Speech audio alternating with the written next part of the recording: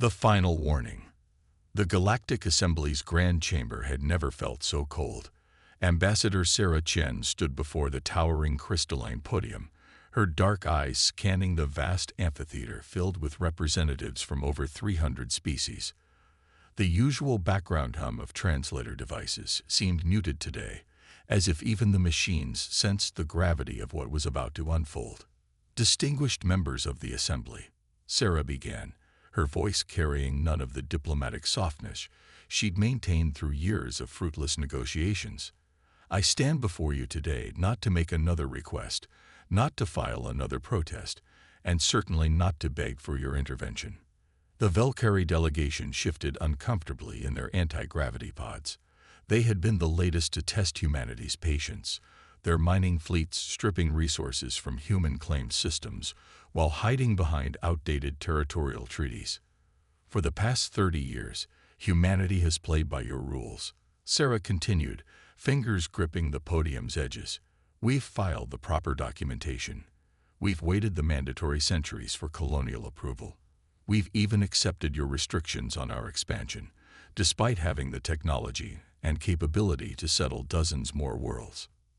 High above, the Zixel Council members pulsed with shades of deep purple, their species' expression of dismissive amusement.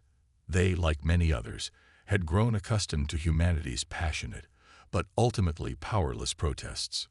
Yesterday at 300 Universal Standard Time, the colony of New Eden was attacked. Sarah's words cut through the chamber like a plasma blade. 300,000 human lives. Men, women, children, all gone in an instant. The perpetrators used Valkyrie weapons, Zixtal shielding technology, and Mercian targeting systems. The chamber erupted in a cascade of alien voices, some defensive, others accusatory. Sarah didn't flinch. Behind her, a holographic display activated, showing the destruction in horrifying detail. The massive energy signature that had wiped New Eden from existence had left a signature, one that pointed to collaboration among several assembly species. We have exercised patience. Sarah's voice rose above the chaos. We have shown restraint, but make no mistake, this was the final line. Humanity will no longer tolerate being treated as a minor inconvenience in your ancient power games. First speaker Solfen, his crystalline form refracting light across the chamber, raised all four of his upper appendages.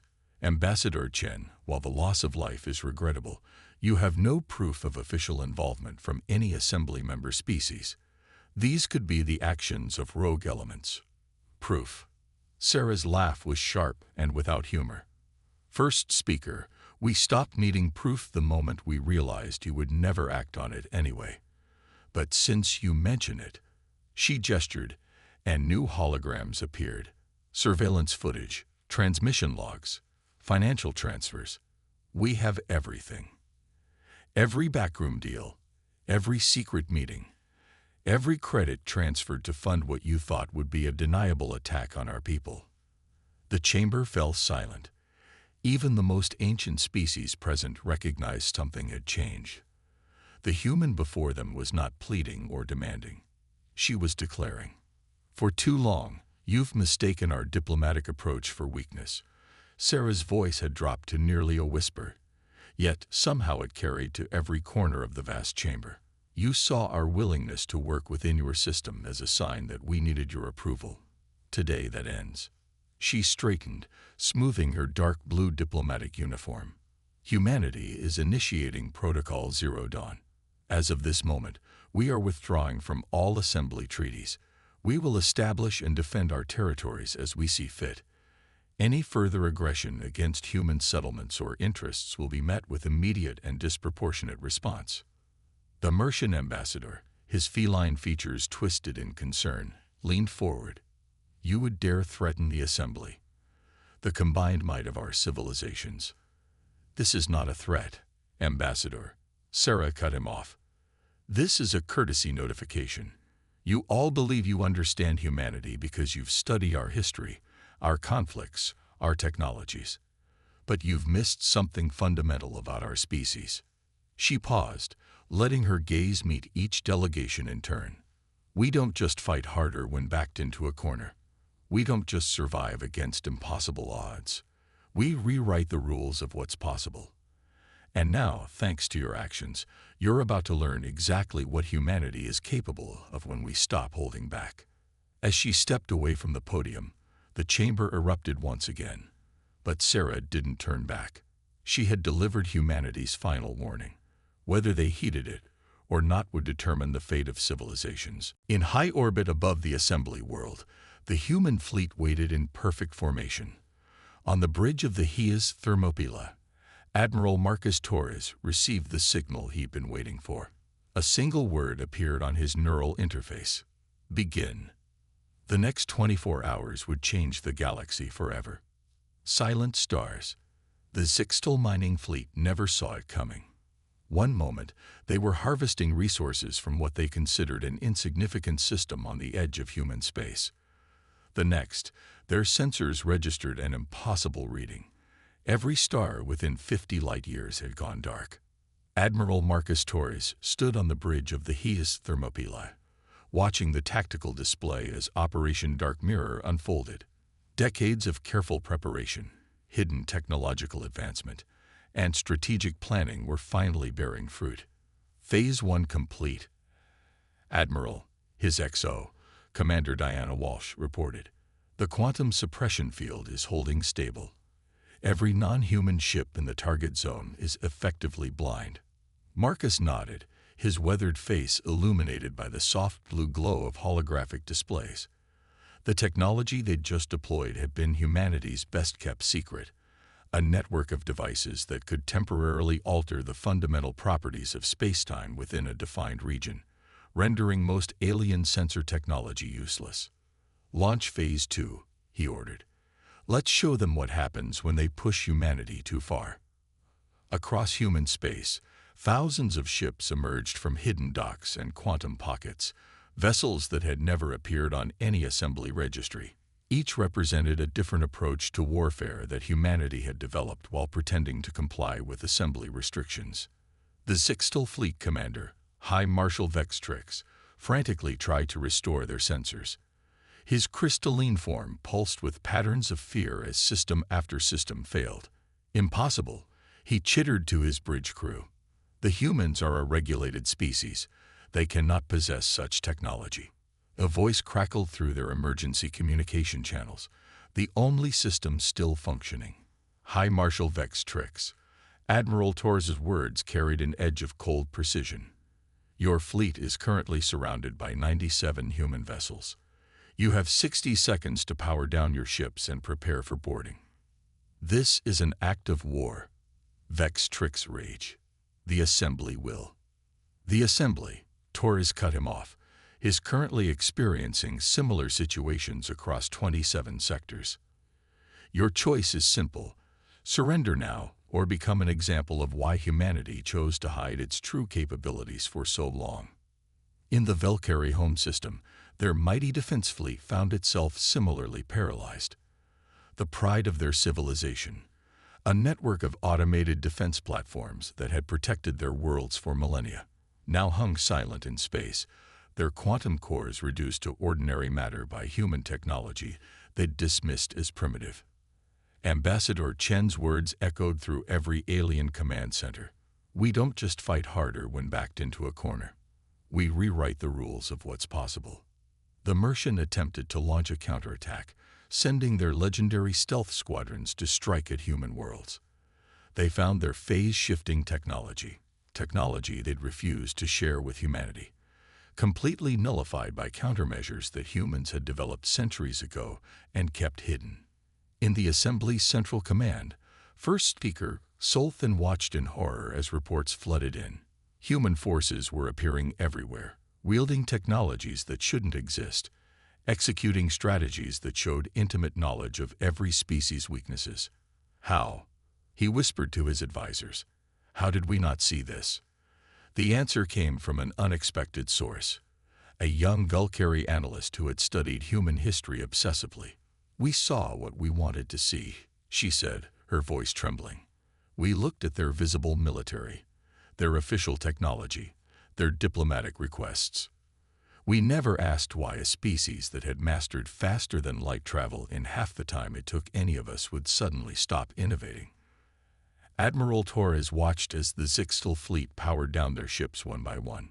Similar scenes were playing out across the galaxy as humanity revealed just a fraction of what they'd developed in secret. "Sir," Commander Walsh reported, "the Valkyrie Defense Ministry is broadcasting the surrender signal. The Mercian High Command has gone silent, and the Zixtal Central Authority is requesting immediate negotiations." Torres allowed himself a small smile. "Send them all the same message. We will accept only unconditional surrender, followed by a full investigation into the New Eden attack. Any species found complicit will face consequences. And if they refuse, then we proceed to Phase 3. Torres's expression hardened, and they learn why humanity spent so much effort appearing harmless while preparing for this exact moment. In the following hours, the galaxy learned a harsh lesson. Humanity hadn't just been playing by the Assembly's rules. They'd been using that time to study, prepare, and develop countermeasures for every advantage their potential adversaries possessed. The Assembly's arrogance had led them to believe they were containing a younger species. Instead, they had given humanity all the time needed to perfect the art of war in ways the galaxy had never imagined possible. As the silent stars looked down on the unfolding situation, one truth became crystal clear. The galaxy would never underestimate humanity again. The price of pride. Zarkax floated in his observation pod, his tentacles gently rippling as he recorded what would undoubtedly become one of the most significant historical documents in galactic history. As the Assembly's foremost Xenohistorian, he had spent centuries studying the rise and fall of civilizations, but nothing had prepared him for this. Historical log, cycle 47,299, he began. It has been 7 standard days since what humans are calling the revelation. The galaxy's power structure, stable for over 50,000 years, has been completely upended in less than a week. His recording device captured images of the Assembly's central plaza, where once proud representatives of mighty civilizations now waited quietly for humans to acknowledge their presence. The same species that had once dismissed humanity as barely spacefaring now competed for chances to demonstrate their cooperation. In orbit above, the human fleet maintained its presence. The ships themselves were a testament to humanity's deception. Vessels that combined technologies in ways the Assembly had deemed impossible or impractical. Every attempt to scan them resulted in different readings, suggesting layers of technological sophistication that defied conventional understanding. The human response to the New Eden massacre has revealed 3 critical miscalculations by the Assembly. Zarkax continued his analysis. First, we assumed their technological development followed a linear path similar to other species. Second, we believed their diplomatic compliance indicated technological limitations. Third, and most crucially, we failed to understand their capacity for strategic patience. A commotion drew his attention to the Assembly's main entrance. Ambassador Chen was arriving for another round of negotiations.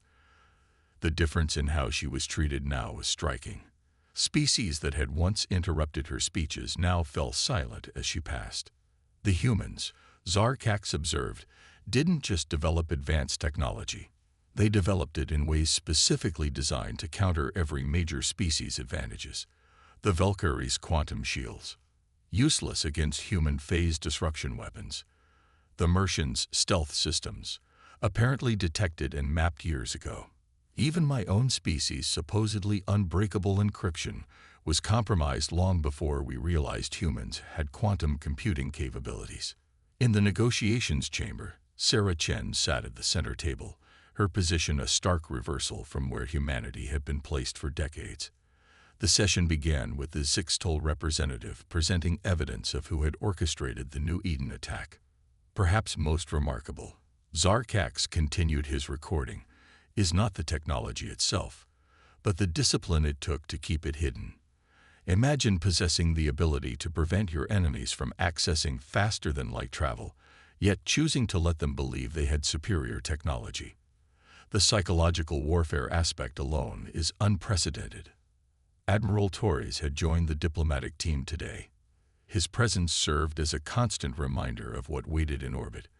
The assembly members had initially protested the military presence at diplomatic functions, until humanity released footage of assembly species doing the same thing for centuries, just with cloaked escorts. The human term rope-a-dope has become popular among xenopolitical analysts, Zarkax noted. It refers to an ancient combat technique where one fighter would appear to be trapped against ropes, absorbing attacks while actually gathering strength and studying their opponent's weaknesses. Humanity, it seems, turned this strategy into an art form on a galactic scale. The evidence was damning. 3 Assembly Council members had collaborated to eliminate what they saw as a growing human threat. Their plan had backfired spectacularly, triggering exactly what they had feared, but far worse than they had imagined. The economic implications are still unfolding, Zarkax observed. Human technology, previously dismissed as primitive, is now recognized as being centuries ahead in several crucial areas. The Assembly's technology markets have practically collapsed as species scramble to establish trade relations with Earth. Sarah Chen's voice carried through the chamber as she laid out humanity's terms. They were surprisingly moderate. No demands for territory, no forced technological submission. Instead, they wanted reform, transparent governance, equal representation, and most importantly, accountability. What's fascinating, Zarkax continued, is how this reveals humanity's true goal. They don't want to rule the galaxy. They want to fix what they see as a broken system. Their capability for destruction is matched only by their capacity for restraint. The session concluded with the announcement of a complete restructuring of the Assembly. The old power structure, based on technological superiority and age of spacefaring civilization, would be replaced by a system that valued contribution and cooperation. As I conclude this log, Zarkax's tentacles curled thoughtfully. I'm struck by an irony that future historians will undoubtedly study. The Assembly's greatest defeat came not from humanity's superior technology or military strength, but from our own arrogance. We were so convinced of our superiority that we never asked a crucial question. What if this young species is letting us win? Outside the assembly halls, Earth's sun could be seen shining in the distance, one star among billions, but now representing something very different to the galaxy's inhabitants.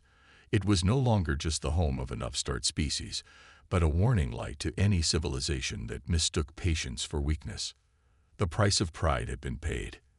The galaxy would never be the same. Echoes of understanding. The sight of a Valkyrie warship escorting a human diplomatic vessel would have been unthinkable 2 weeks ago. Yet here they were, the massive crystalline structure of the Valkyrie dreadnought Eternal Light, flying alongside the sleek human ship Promise of Dawn. The joint mission marked the first cooperative venture under the reformed assembly protocols. Dr. Elena Santos, Earth's leading xenopsychologist, stood on the Promise's observation deck, studying the Valkyrie ship. It's remarkable how quickly fear can turn to fascination. She mused to her colleague, the Valkyrie scientist Kiravel. Fear. Kiravel's crystalline form shimmed with patterns of embarrassment. I would say it's more like awakening. We've spent centuries dismissing other perspectives, convinced our age granted us wisdom. Now we realize we were children playing at being ancient. The joint mission was heading to the remnants of New Eden, where teams from 20 different species would work together to understand the attack's full impact and prevent anything like it from happening again. But the real work was happening in the diplomatic quarters. Ambassador Chen sat across from first speaker Solthan, but this time the meeting was different. Gone were the towering podiums and deliberately intimidating architecture of the assembly chamber. Instead, they met as equals in a simple conference room. The hardest part, Sarah said, reviewing the proposed reforms, will be changing mindsets. Technology can be upgraded, laws can be rewritten, but getting species to see each other differently, that takes time. Solthan's crystalline form pulsed with patterns that the humans now recognized as thoughtful consideration. You could have demanded our surrender, taken control of the assembly by force. Why choose this path? Sarah's answer came with a slight smile. Because that's exactly what you would have done. And that's precisely what we're trying to change. Throughout the ship, similar conversations were taking place. Admiral Torres found himself explaining human military philosophy to a group of alien commanders who had finally dropped their pretense of superiority. Your weaponry, the Mercian fleet commander growled respectfully. We assumed it was primitive because it didn't follow expected development patterns. Torres nodded. We learned early on that the most effective weapon isn't the most powerful. It's the one your enemy doesn't believe you have. While you watched our official military development, our real advances were happening in civilian research labs, private sector innovations, and seemingly unrelated scientific studies. In the ship's data center, human and alien technical teams were combining their knowledge for the first time without restriction. The results were astounding. Human quantum manipulation techniques, combined with Valkyrie crystal technology and Zixtal energy systems, were already producing breakthroughs that neither species could have achieved alone. The tragedy, Dr. Santos observed as she watched the cooperation unfold, is that this could have happened centuries ago if pride hadn't gotten in the way. The promise of Dawn's journey to New Eden took 3 days. During that time, more changes swept through galactic society. The Assembly's reform proposals, drafted jointly by humans and a coalition of species, were being implemented with unprecedented speed. Trade routes were being redrawn, not based on political power, but on efficiency and mutual benefit. Scientific knowledge, long hoarded by older species, was being shared freely. The humans' demonstration of hidden capability had ironically created something the Assembly had never managed: genuine cooperation, born of mutual respect. As they approached New Eden, the mood grew somber. The destruction was still visible from space, a scar on the planet's surface where millions had died because of old prejudices and fear. Sarah stood with representatives from every major species as they observed the damage. This, she said quietly, is why we revealed ourselves the way we did. Not for revenge, but to make sure this never happens again. The Zixtal ambassador, whose species had been among those responsible, spoke for the first time since boarding. We thought we were protecting the galaxy from a potential threat. Instead, we proved ourselves to be the very thing we feared. The question now, Admiral Torres added, is what we build from here. The answer was already taking shape. As the joint mission began its work, new protocols were being established throughout the galaxy. The humans' hidden technological advances were being shared, not as weapons, but as tools for cooperation. Species that had never worked together were combining their knowledge in ways that promised to accelerate development for everyone. It's ironic, Dr. Santos noted in her final report. For centuries, the Assembly feared what would happen when humanity reached its full potential. They never considered that our full potential wasn't about weapons or technology. It was about finding a better way forward. As the promise of Dawn orbited the remains of New Eden, humans and aliens worked side by side to ensure such a tragedy would never be repeated. The old Assembly was dying, but something new was being born. A true galactic community where strength wasn't measured by age or power, but by the ability to learn, adapt, and grow together. The echoes of understanding were spreading across the stars, carrying with them a simple truth. The greatest power wasn't in hidden weapons or advanced technology, but in the choice to use them wisely. A new dawn. 1 year after the revelation, Earth hosted the first galactic conclave, a gathering fundamentally different from the old assembly sessions.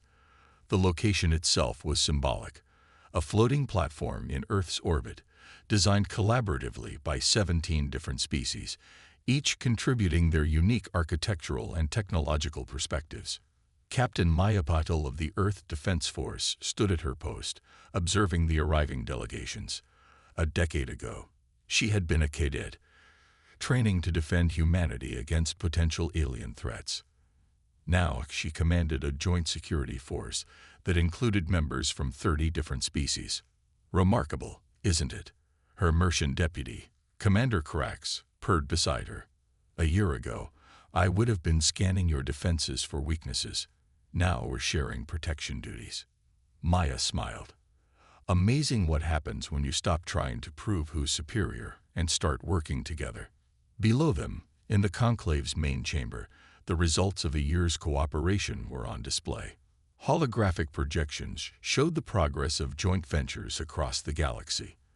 The most prominent was the New Eden Memorial Project, not just rebuilding the destroyed colony, but transforming it into a symbol of interspecies collaboration. Ambassador Chen, now serving as Earth's first galactic coordinator, took her place at the circular table. Gone were the hierarchical seating arrangements of the old assembly. Species that once claimed supremacy based on their age now sat alongside the youngest spacefaring races. We gather today, Sarah began, her voice carrying the weight of history, not to celebrate humanity's revelation of power, but to mark the first anniversary of something far more important, the day the galaxy finally began to grow up. In the observation galleries, Zarkax floated near Dr. Elena Santos, both of them documenting this historic moment in their own ways. You know, the historian's tentacles rippled thoughtfully. Future generations might not believe that it took a display of overwhelming force to create peace. That's because they'll miss the point, Elena replied. It wasn't the force that changed things. It was the choice not to use it. Humanity could have dominated the galaxy. Instead, we chose to fix it. The evidence of that choice was everywhere. The combined scientific councils had achieved more in 1 year of open cooperation than in centuries of competition. Diseases that had plagued species for millennia were being cured. Environmental damage on countless worlds was being reversed using shared technology. The annual progress report. First speaker Xolthan announced, his crystalline form glowing with genuine enthusiasm, shows a 300% increase in interspecies technological development. The free exchange of knowledge has accelerated advancement across all fields. But the most significant changes weren't in technology or science. They were in the small moments. Valkyrie crystalline ships being maintained in human dockyards, Zixtal children attending schools on Earth, human artists collaborating with Mercian musicians to create entirely new forms of expression. Admiral Torres, now serving as the head of the Joint Defense Initiative, presented the security report. For the first time in recorded galactic history, he stated, we've gone a full year without a single interspecies military conflict. The new transparency protocols and shared defense responsibilities have created something unprecedented, true mutual trust. As the session continued, Sarah found herself reflecting on the journey. The humans' long game, appearing compliant while preparing for the worst, had worked better than anyone could have imagined. But the real victory wasn't in the technology they'd hidden or the strategies they'd prepared. It was in proving that strength didn't have to lead to dominance. The galaxy asked itself the wrong question for centuries. Sarah addressed the conclave. They asked, what happens when humans reach their full potential? They should have asked, what happens when we all reach our full potential together? The answer was all around them. Ships that combined the best aspects of multiple species engineering, medical treatments that drew on diverse biological understanding, art that transcended individual species perceptions. Even the structure they sat in was a testament to what could be achieved through genuine cooperation. As the session drew to a close, a new tradition was introduced.